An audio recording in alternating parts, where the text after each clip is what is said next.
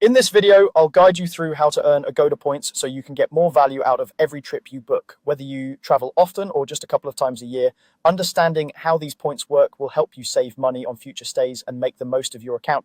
Let's start with the very first thing you need to do, which is log in to your Agoda account. If you don't log in, your bookings won't be tracked under your profile and you won't earn points for them. So open the Agoda website or app and sign in with your usual details.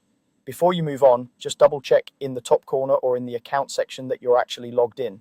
It's an easy step to skip, and if you book as a guest, those points can't be credited to you later.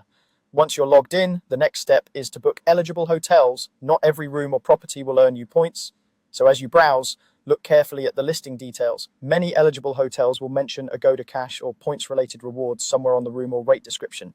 Take a moment to compare options because two similar rooms might differ in how many points you can earn back. If points are important to you, that can be a useful factor when choosing where to stay.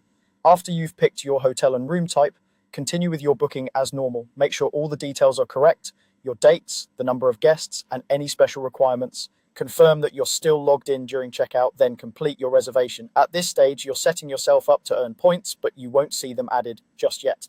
The next essential step is to actually complete your stay.